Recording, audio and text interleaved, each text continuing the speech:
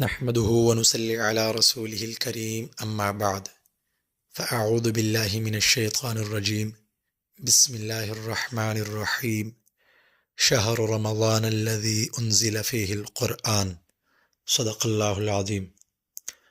محترم سامعین، رمضان المبارک کا بابرکت مہینہ چل رہا ہے۔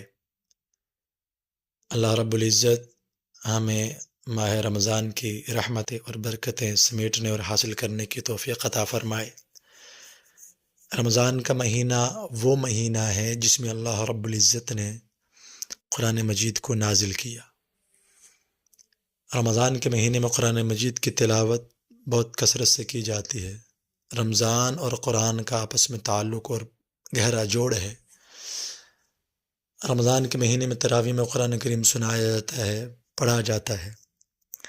ہمارے اکابرین بھی ماہ رمضان میں بہت کثرت سے قرآن مجید کی تلاوت کیا کرتے تھے۔ ہمارے اکابرین میں سے بہت بڑے بزرگ ہیں، بہت بڑا نام حضرت مولانا خلیل احمد سہارنپوری نور اللہ مرقدہ کا ہے۔ ان کے بارے میں آتا ہے کہ رمضان کے مہینے میں باوجود کہ ضعف اور پیرانہ سالی کے مغرب کے بعد نوافل میں سوا پارہ پڑھتے تھے یا سنتے تھے۔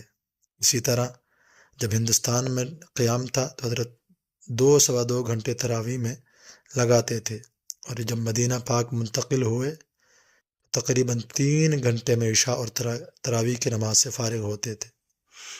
اسی طرح حضرت اقدس مولانا شیخ الہند رحمۃ اللہ تعالیٰ علیہ تراویح کے بعد سے صبح کی نماز تک نوافل میں مشغول رہتے تھے، اور یہ کے بعد دیگر متفرق حفاظ سے قرآن مجید ہی سنتے رہتے تھے، یعنی پورا رمضان قرآن مجید سنانے میں گزار دیا کرتے تھے۔ اور حضرت مولانا شاہ عبد الرحیم صاحب رائے پوری رحمۃ اللہ تعالیٰ علیہ کے یہاں تو رمضان المبارک کا مہینہ دن اور رات تلاوت ہی کا ہوتا تھا۔ رمضان کے مہینے میں ڈاک بھی بند، ملاقات بھی بند، ملاقات ذرا گوارا نہ تھی۔ بعض مخصوص خدام کو صرف اتنی اجازت ہوتی تھی کہ تراویح کے بعد جتنی دیر میں حضرت چائے کے 1-2 پیالی نوش فرماتے، اتنی دیر حاضر خدمت ہو جایا کریں۔ تو بزرگوں کے یہ معمولات رمضان کے اندر رہے ہیں، اور بہت سارے واقعات ہیں ہمارے اکابرین نے رمضان کو کیسے گزارا، کیسے رمضان کے اندر قرآن مجید کی زیادہ سے زیادہ تلاوت کیا کرتے تھے۔ تو ہمیں بھی چاہیے کہ رمضان کے مہینے کو ہم غنیمت سمجھیں۔ یہ اللہ کا مہمان مہینہ، اللہ نے ہماری زندگیوں میں ہمیں ایک مرتبہ پھر نصیب فرمایا، ہم اس کی قدر کریں اور قرآن مجید کی زیادہ سے زیادہ تلاوت کریں۔ دن کو، رات کو، صبح اور شام قرآن مجید کی تلاوت ہی کرتے رہیں۔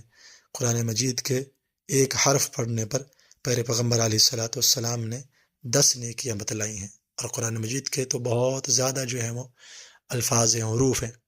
لہٰذا قرآن مجید کی تلاوت کریں، اپنے گھر والوں کو بھی کہیں کہ قرآن مجید کی تلاوت کریں، بیوی بچوں کو اور اپنے اولاد کو حکم کریں، اور قرآن مجید کی تلاوت زیادہ سے زیادہ کریں، تاکہ اللہ رب العزت ہمیں یہ رمضان